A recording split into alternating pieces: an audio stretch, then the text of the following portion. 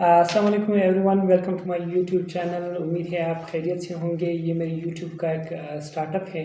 मैंने एक इनिशिएटिव लिया है कि मैं यूट्यूब पर काम करना चाह रहा था, तो मैं ये सोच रहा था कि मुझे एक इंट्रो वीडियो देनी चाहिए कि मैं यूट्यूब चैनल पर वीडियो कौन से होंगे। तो दरअसल मेरा ये ख़्याल है कि मैं DIY वीडियोस बनाऊंगा या डेली यूज़ में जो हमारी मशीनरी आ जाती है उस पर मैं वीडियोस बनाऊंगा। वो मशीनरी मैं बनाऊंगा या इलेक्ट्रिकल कंपोनेंट्स हो, मैकेनिकल कंपोनेंट्स हो या इलेक्ट्रॉनिक्स के कंपोनेंट्स हो, कि मतलब उनको बेसिक तरीके से मैं बना सकूँ और दिखा सकूँ कि ये इसमें कंपोनेंट्स काम कैसे करते हैं और ये मिलकर एक पूरा प्रोडक्ट कैसा तैयार हो जाता है।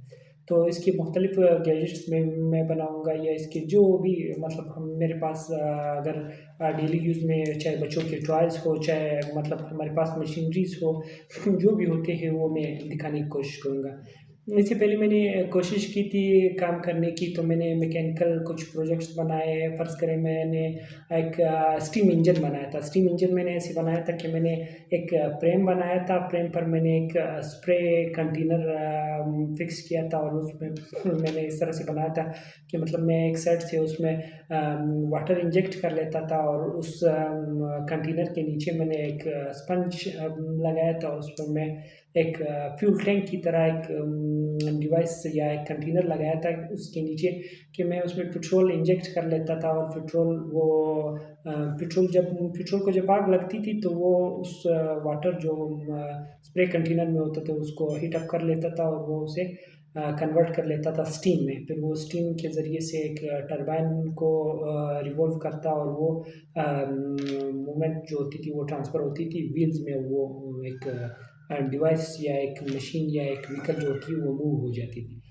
ये एक बहुत बड़ा प्रोजेक्ट आपके लिए एक बहुत बड़ा कंसेप्ट है कि मतलब जो पुराने दौर में यूज़ होता था, बाकायदा इसे ट्रेनें चलती थी, बहुत बड़ी ट्रेनें चलती थी स्टीम इंजन से। आजकल के दौर में तो यूज़ नहीं होता है। आजकल दौर मॉडिफाइड हो गया है, बहुत से मॉडर्न इंजन आए हैं, मॉडर्न तरीके से चलते हैं, लेकिन एक बेसिकली के मूवमेंट जो होती है, व्हील मूवमेंट जो होती है, वो स्टार्टअप कहाँ से हुआ, वो मैंने देने की कोशिश की। तो वो इंशाल्लाह नेक्स्ट वीडियो में मैं इस तरह से दिखाऊंगा कि वो वर्किंग कंडीशन में हो और वो बाकायदा आपको मैं ये दिखा सकूँ कि व्हील्स मूव कैसी होती है स्टीम से। इसके अलावा मैंने वाटर पंप बनाए थे, मुख्तलिफ वाटर पंप बनाए थे। एक छोटा वाटर पंप मैंने बनाया कि मतलब जो वाटर है वो लिफ्ट कैसी होती है, कि मतलब सक्शन के ज़रिए से हम पानी कैसे खींच लेते हैं कि उसे आगे ट्रांसफ़र कर सकें, वो भी मैंने दिखाने की कोशिश की। और कुछ मैंने इस तरह के ऐसे प्रोजेक्ट्स बनाए कि मैंने ट्रांसपेरेंटली ये दिखाने की कोशिश की है कि टरबाइन मूव कैसी होती करती है जब उसे करंट पहुंचता है या पावर पहुंचती है या उसे एनर्जी आती है, तो वो मूव कैसी होती है और वो वाटर सक कैसे करती है कि वो उसे आगे ट्रांसफ़र कर सकें। और वो जो सक्शन है वो होती कैसी है और उसके आगे जो वो सक्शन है वो ट्रांसफ़र कैसी होती है, कि मतलब पानी आगे कैसे चला जाता है।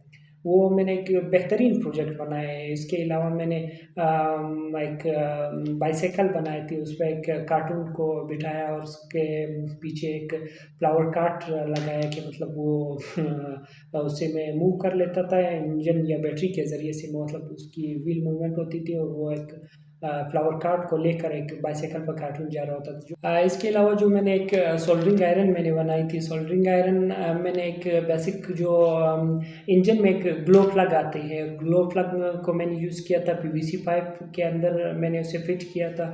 और मतलब मैंने दरअसल ये दिखाने की कोशिश की उसमें कि ये एक इंतहाई कम एनर्जी से, इंतहाई कम जो मतलब आम हमारी घरेलू बिजली है उससे बहुत नीचे, यानी मैंने लैपटॉप की बैटरी से उस ग्लो प्लग को इतना वार्म अप हीट अप करके दिखाया कि मतलब वो सोल्डरिंग जो वायर है वो उसे पिघला कर उसे मेल्ट करके उसे अच्छी खासी वेल्डिंग जो होती है सोल्डरिंग की वो हो पाती थी।